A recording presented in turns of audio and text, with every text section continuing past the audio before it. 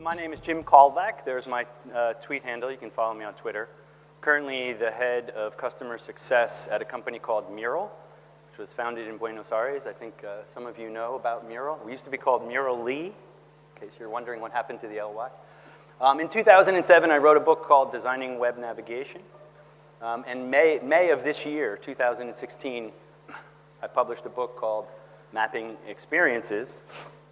And there's a topic in that book that I wanted to highlight and talk a little bit more about today, and that's about disruption, but also jobs to be done.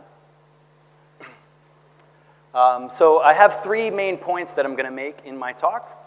I'm going to frame disruption and what that word can mean to us. It was one of the themes of the conference here today, and when I was asked to speak, I thought it would be great to kind of highlight what we actually mean when we say disruption, and then I'm going to focus on jobs to be done, and I want to try to make that as practical as possible, so I'm going to provide some examples at the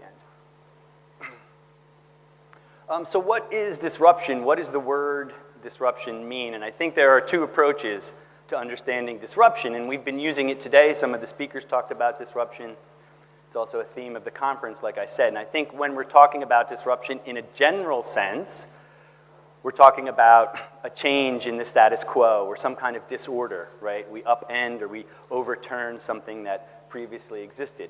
But there's also a very specific use of that word, and that's what I wanted to start out by talking about, this very specific use of the word disruption, particularly in business theory, what that means when we talk about a disruptive innovation or a disruptive technology. And we can explain it with this chart. It's a little bit complicated. There's books written about this, and I'm going to summarize it in about 5 minutes. So I realize that this is going to be a fairly quick description of what disruption means in the specific use of the term. If we think about a company or an offering that a company has over time, we can look at its performance. And by performance, I mean kind of the power or the capabilities that an offering has. And those are the two axes here, time and performance. In the middle is what we call market demand. So if we're looking at a given industry or a given market, there's the low-end demand, and these are the least demanding customers. And there's the high-end. They want more and more performance from a service or an offering. And what happens to a company over time is that they start out with a product or a service or an offering, and it grows in performance, right? This is natural. This is the natural course of a company and its offerings, that we want to improve it. We want to make it more and more powerful. We want to reach higher customers as well, too, right? So they're more demanding customers, and they're also usually willing to pay more money. So we want to increase and grow our business. This is natural, and we do this with incremental innovations. We add to our product and service, it becomes more powerful. We call this a sustaining innovation, right? So now we're a company, we're maybe more mature, and we're addressing the high end of the market demand. But what happens is the market isn't static, and it continues to change, and newcomers come into the market, right? And they often come in addressing the lower end of the market, right? And disruptive innovation, or disruptive business models, happens when the existing player ignores the newcomer. They ignore it because they say, great, you're coming in at the low end, I'm charging this price and my performance is higher, I have a full feature set and my service is well developed. You're coming in down there, I'm going to ignore you. But what happens down here? You can see that line is going up as well too. This company isn't going to stay down there. They're going to continue to increase their performance. And over time, the existing player becomes disrupted by the newcomer, right? So the interesting thing here about disruption in this very specific use of the word in business disruption, it's actually about lower performance, right? We think, oh, disruptive technology is something that's, a new innovation in terms of technological innovation, but it's actually something that's cheaper, it's easier, it's quicker, it's more convenient because we're addressing the low end, the low end of the market here. These are less demanding customers as well, too. So in a nutshell, this is what we talk about in the specific sense of the word disruption. Here are some examples, right? Encyclopedias disrupted by Wikipedia, bookstores by Amazon, CDs, MP3, film photography by digital photography. I'm just going to pause right there. When digital photography came out, the people who had film photography said, yeah, but the resolution is low, right? The professionals will always want the film photography, right? The first digital camera that I had 1 million megapixels, and that was like good at the time, right? But then what happened? You know, now we have 11 megapixel cameras. Everybody in this room probably has a 5 or 10 megapixel camera. And film photography got disrupted because they kind of ignored it or rationalized the newcomer away. Premium airlines, budget airlines, rental cars, car sharing, telephone by VoIP, so forth. Let me give you a specific example, if that wasn't clear. Who's heard of GoToMeeting? Have people heard of GoToMeeting? Okay, some. I used to work for GoToMeeting. In 2011, so this was a company that was founded in the early 2000s. It's web conferencing software, right? So if you know things like WebEx, it's a high-end web conferencing software. And in 2011, they made this announcement in a magazine called GigaOM, right? They're going to have high-definition webcams, right? So, right, they're incrementally increasing the performance of their product, right? They need to justify their high costs, right? Because this was about $50 a month. I think it was $30 a month when I left the company. So it's a high, you know, it's a premium product, and they need to justify that cost with more and more power.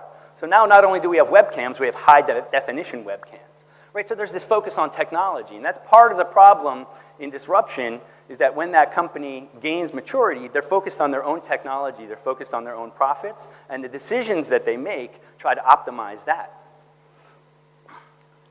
So this is 2011. How many people know Skype? Who knows Skype? Yeah, everybody, right? Right? So what was the competitive response from GoToMeeting to Skype, right? This is the beta version of Skype, by the way. This is one of the first versions of Skype, right? What was the competitive response from GoToMeeting? This is free.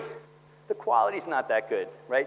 They're not targeting business customers. We're made for business situations, right? Businesses are willing to pay us a lot of money. We have high-definition webcams now, right? We can charge even more money. So they literally ignored Skype. Well, what happened to Skype?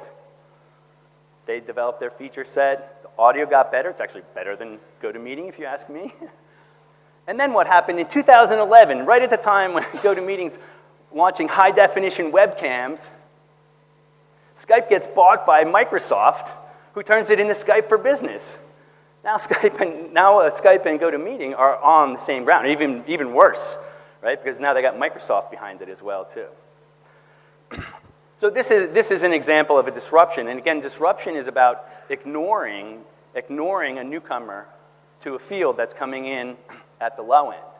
And at the low end, they're just really trying to satisfy a simple job. It's something that somebody's trying to get done, right? They do the job good enough, right? And we can't talk about disruption theory. Everything that I just told you really comes from a famous Harvard business professor called Clayton Christensen. And he wrote these two books, the first of which is probably one of the most important in modern business theory, called The Innovator's Dilemma. And he researched over many years, he researched this dynamic that happens in businesses where the existing players ignore the new players and the reasons why they do that. It's actually a lot more complicated than I just described, so this is kind of the short version of disruption. And he calls this a dilemma. And it's a dilemma because the business needs to make decisions in order to grow and in order to increase its profits. But this decision-making process ignores the low end, and it ignores just getting the job done in a good enough way. So what he talks about in his second book, this came out in, I think, 1997, and this was 2003 or so, The Innovator's Solution, what he talks about is the way to overcome disruption, in this specific use of the term that I'm talking about here. The way to overcome this is to focus on the consumer's goal, the customer's goal, to focus on their need.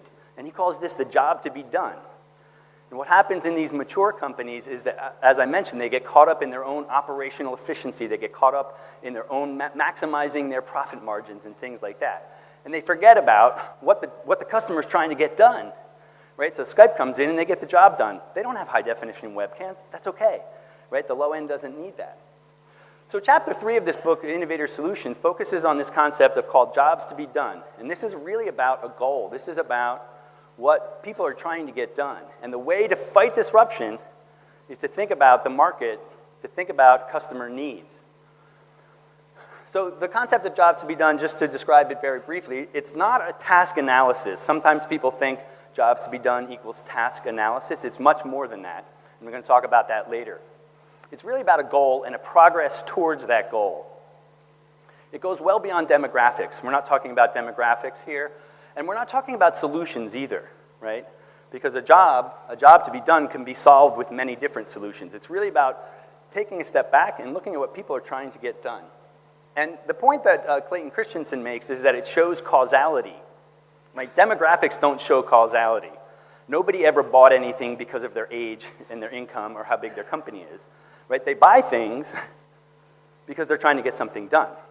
And it actually reverses the equation to some degree. Companies want to sell products, but from the customer standpoint, from the consumer standpoint, they use the term hire, that somebody's trying to hire a service or a product to help them solve a problem. So when we talk about jobs to be done, we're really talking about problem solving or progress towards a goal. And I thought this was pretty cool when I first came across this as a designer. This should all ring true for you guys. You should be nodding your head and say, yeah, let's look at the market from the customer's standpoint. But this comes from the business side of things, from academic business leaders, from people in business. So the first point I want to make, I really only clicked that once. The first point that I want to make, at the core of disruption, again, this specific definition of disruption, is a realization that opportunity, right, business opportunity and fighting disruption comes from understanding the jobs that people want to get done. That's Clayton Christensen's recommendation for fighting disruption. I thought that was pretty cool when I kind of realized that, particularly for designers. So for all the theory and for all the elaborate descriptions and research that went into this, there's not a real good practical way to apply this. The theory's there kind of without the practice, which is fine. If you're Clayton Christensen, right, he operates in the stratosphere. He's way up here, and he consults the biggest CEOs in the world on where they should play and how they should strategically react. But what I wanted to do was take this notion of jobs to be done and operationalize it and make it a little more tangible for us. So I came up with this model, and this is actually only the second time that I've ever shown this in a presentation. But I want to propose a practical model for thinking about jobs to be done. And it has these 6 elements. First, the 3 different dimensions of a job to be done. As I mentioned, it's not about task analysis. There is a functional job, so if I'm trying to get something done, if I have a goal, I can think about the functional job, and that's the task or the activity, but there's also an emotional job. How do I feel when I'm doing that? And there's a social job. What's the perception of me in a social context? Right, so when we're talking about jobs to be done, we're actually talking about the functional job, the emotional job, and the social job as well, too. Typically, we express a job to be done in terms of its functional job, and that's why I think it gets confused with task analysis. But it's actually much more than that. Emotions play a role in jobs to be done, theory and practice. On the other dimension, it's really about looking at the circumstance, because the job that I'm trying to get done, the goal that I'm trying to reach, is also driven by my circumstance, right? So you think about the situation up at the top. The motivation, this is another way of saying the problem that I'm trying to overcome or the trigger for achieving that goal, as well as the desired outcome, right? So this is a model based on, and I'll show you some examples coming up, but based on what I've read about it, what I've tried to practice, this is a model that when we talk about jobs to be done, how can we describe jobs to be done in a more practical way? I think it's made up of these 6 elements. And I have an example, right? So we talk about hiring, we talk about pulling products into our lives to solve a problem. Let's think about a keyless door lock and think about those 6 dimensions. Right? The functional job is I want to control access to my home. The emotional job is feel safe and secure, and the social job is to let visitors in, keep strangers out. Right? So I can think about the job to be done in those 3 ways. Now notice that none of these have actually a solution in there as well, too. I can control access to my home with a regular key. I could hire a bodyguard or a guard in front of me. There's lots of ways that I can solve that problem. But what jobs to be done is trying to predict if somebody would hire this particular solution, given the circumstance or the situation, right? So this is for private homeowners, right? I rent right now, so I'm probably not going to install a keyless lock because I don't own the front door and those kinds of things. So we talk about private homeowners, and they need to let people in and out during the day. So their motivation is really, the problem they're trying to solve is one of selective access, right? With a keyless lock, I can let people in and out, I can change the code, those kinds of things as well, too. And some of the desired outcomes might be to maximize my options for entry and exit, to reduce the chance of intruders, to increase a sense of security.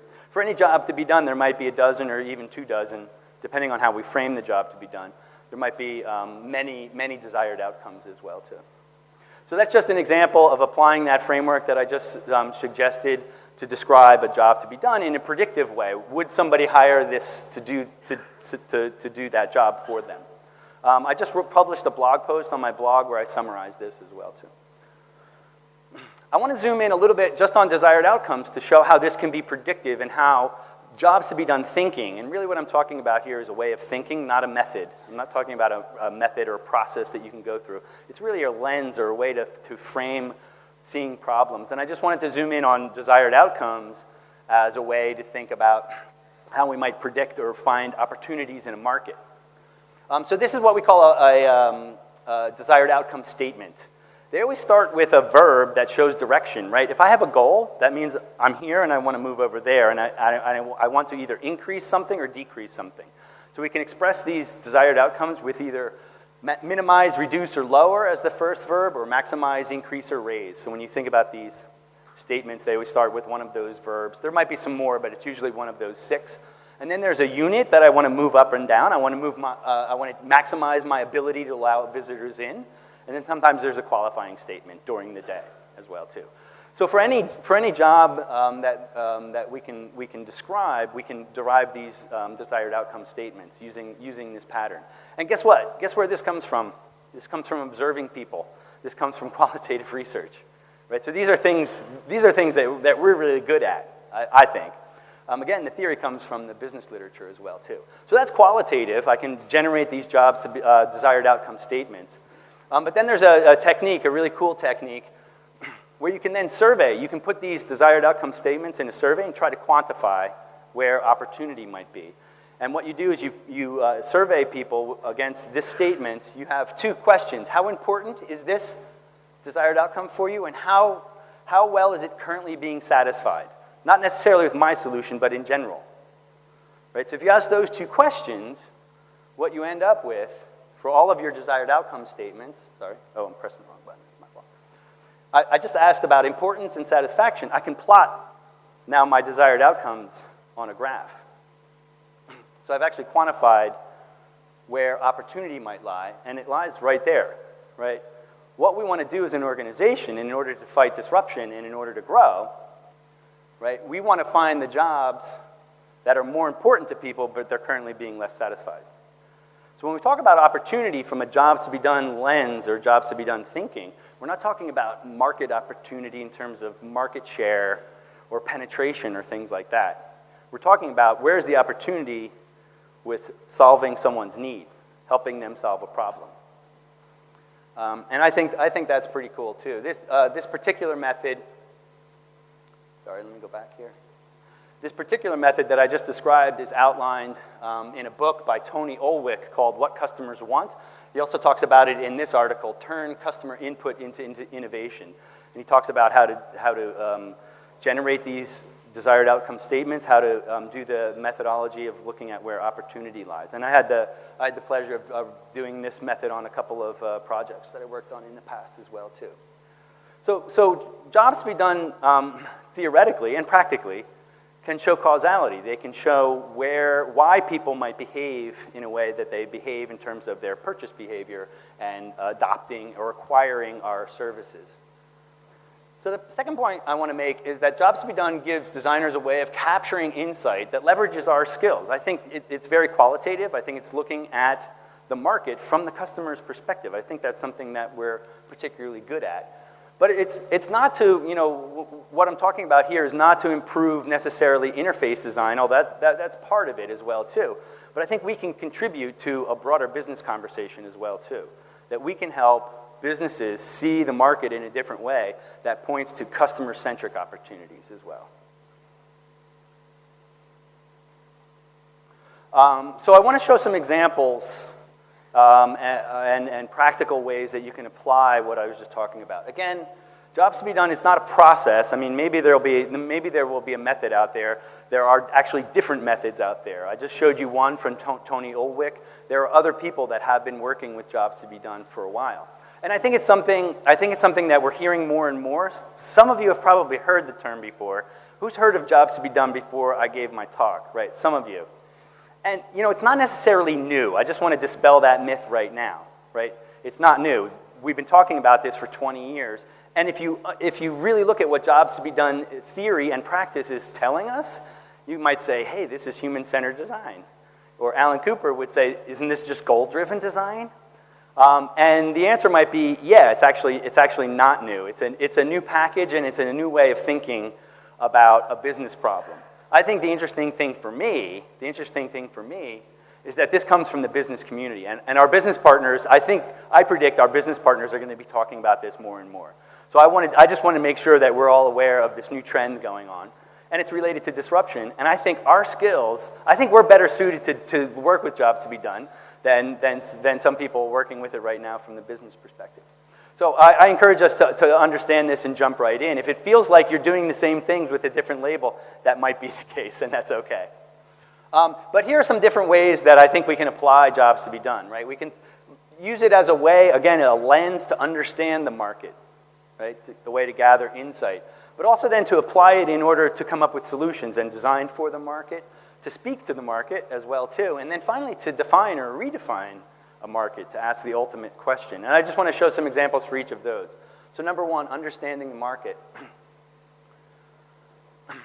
This was a project that I was working on about 8 years ago, or maybe more now. I was working for a legal publisher, and we were trying to understand how small law firms in Germany, where I used to live, do new business. How does a small law lawyer get new customers in?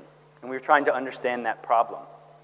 And at the time, I was reading about jobs to be done, and I thought, how can I capture that? How could I use the jobs to be done lens in order to structure my research? I went out and I talked to a dozen or more lawyers in Germany, and I captured my research like this. I realize you can't read this. I'm going to zoom in on it in a second. But basically, what I did was I caught all of the functional, emotional, and social jobs here. And then in the middle, I have these desired outcomes here in the brown. At the top of that column, or at the top of this space, is the job to be done. And then at the very top here is what I call the value. And one of the problems, the reason why I'm showing this, is that one of the problems that you have when you start talking about jobs to be done, it's hard to determine at what level of granularity are you talking about. Now again, I don't think it's task analysis, so I don't think it's about doing a specific task. I think it's about a goal. But it's also not about a high-level need. Right? I want to be happy in my job. That's not a job to be done. That's a need, right? Or I want to be a successful lawyer, right? That's too high level. So one of the problems of working in jobs to be done is what level of granularity do I zoom in on? Let me just zoom in on one section here, right? So we see improve reputation there. That's the job to be done. And then I captured some of the desired outcomes here, so I want to increase my exposure in regular media. That's what I kind of summarized. That's a pattern that I found in qualitative research that I summarized as a desired outcome.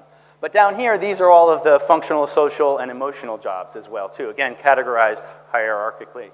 So they teach, they volunteer, they publish, they post online forums, they get a high-profile case. This all rolls up into achieving that job to be done. But you'll see up here, become a successful lawyer. That's more of a value, right? So it's really around in this middle level that when we talk about jobs to be done, it's about achieving a goal or the progress towards that goal as well, too. And if you look at this diagram and you know the technique of mental models, right? So Indy Young wrote a book called Mental Models in 2008, and I know some of you know that technique. You know, she writes in this book, mental models give a deep understanding of people's motivations and thought processes, along with the emotional and philosophical landscape in which they are operating, right? So she's talking about emotions, tasks, social jobs, the landscape in which they are operating. That's the circumstances that I was talking about as well, too. So I really think if you look at mental model diagrams, it's really a map of the jobs to be done as well, too. So again, we're already doing this kind of thing, and jobs to be done is just a new lens. It's a different lens coming from a different literature and a different group of people as well too. Here's an example. This was at GoToMeeting. I used to work for GoToMeeting, and we had done some research, and we captured that research in a mental model diagram. Here on the top, these are all the jobs to be done, and then we mapped our feature set and all of our capabilities back to that. We brought this into a workshop, and we're able to facilitate a conversation with our stakeholders. And notice here, it doesn't say, how do I get higher definition webcams, right? It's how do people work? More specifically, it was more around collaboration. How do people collaborate? We were trying to get the company to think broader than just their one particular solution. Another example is designing. How can we use this then, jobs to be done, this technique, this model that I'm talking about, how can we use that to help us design better products? A guy named Alan Clement talks about replacing the user story with the job story. Most of us know about agile development and this thing called user stories, right? He says, don't express your user stories as typically written, but rather think about the job to be done, and he calls these job stories. Right, and you notice here, it's one of those, fill in the blank type of sentences. When I'm in this situation, I want to, that's my motivation, so that I can, that's my desired outcome, my expected outcome. So these job stories then become something that we can leverage our insight of the market and what people are trying to get done as a way to help us design better products and services, particularly within agile development. And this is what my esteemed colleague, Stoletta Olivieri, does when she does design sessions. I think Stella's here. I don't know. Some of you probably know her there on the left. This is Mural, the company that I work for. We're an online whiteboard. And when they run design sessions, one of the first things that she does is says, what are the jobs to be done that we're working towards? And to be honest with you, I've been in lots of design sessions where we designers forget that as well too. And we get wrapped up in buttons and flows and technology as well too. So you can see here, this is using the job story template, right? When I'm in this situation, I want to do this so that I can reach this outcome.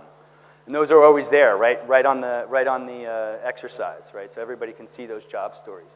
So this then becomes a way that we can take real-world observation and use it as a tool that we can design better products with.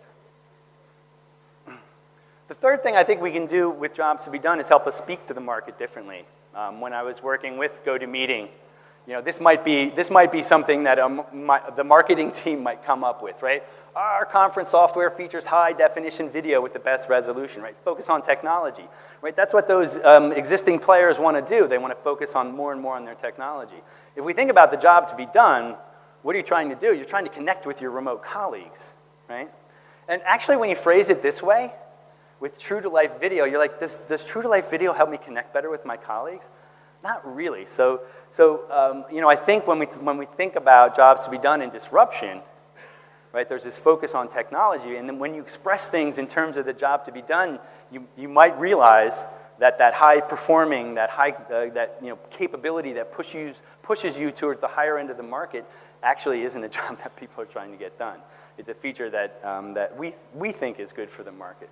So jobs to be done is really about thinking about the market from the market's perspective. This is how people see why they're hiring a product or a service.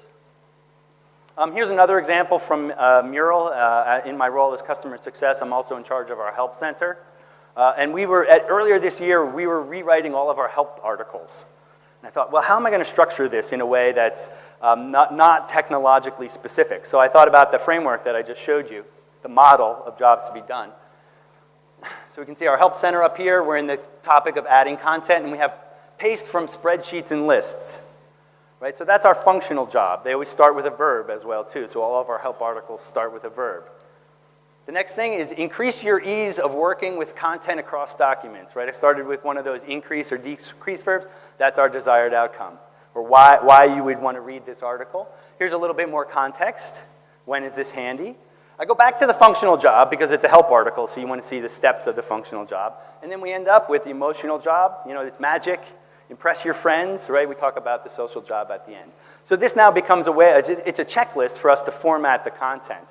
I don't know if this makes a better article or not from the customer's perspective, but it's certainly something that we can use to craft content and to speak to the market in a different way, right? So again, this isn't a method. I'm not talking about a process, step 1, step 2, step 3. I'm really just thinking about a way, it's a lens for us to see different problems in a different way. And then finally, number four is we can actually ask the ultimate question: what business are we in? Who are our competitors? Right? Which is sometimes a tough question for designers to ask of their managers and people above them. But there's this great quote that really, when I read this sentence, a lot of things clicked. This is Scott Cook. He's the founder and CEO of Intuit. And in the US, Intuit is the leading tax software provider. Right? They provide software so that people can get their taxes done at the end of the year. And here's what he said: the greatest competitor in tax software wasn't the industry, it wasn't other pieces of tax software. It was the pencil.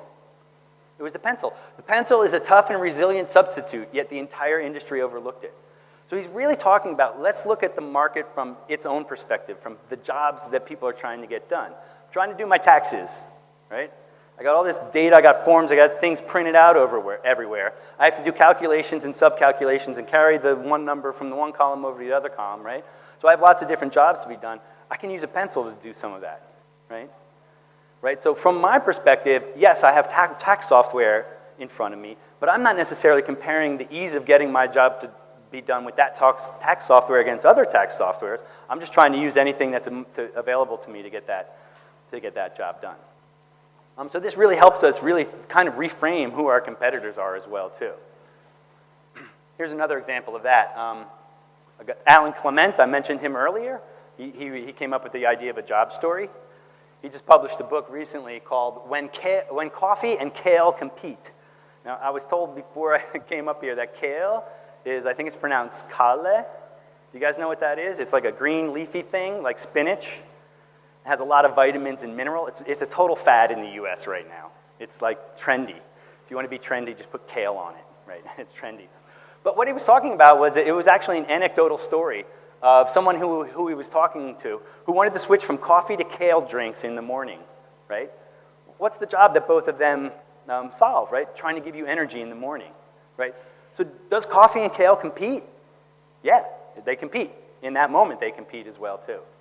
So the idea of thinking in terms of jobs to be done can actually help us think about who are our competitors and what business are we actually in? Who are we trying to compete against as well, too? And he's got some really good descriptions of jobs to be done in general. It's about a struggle.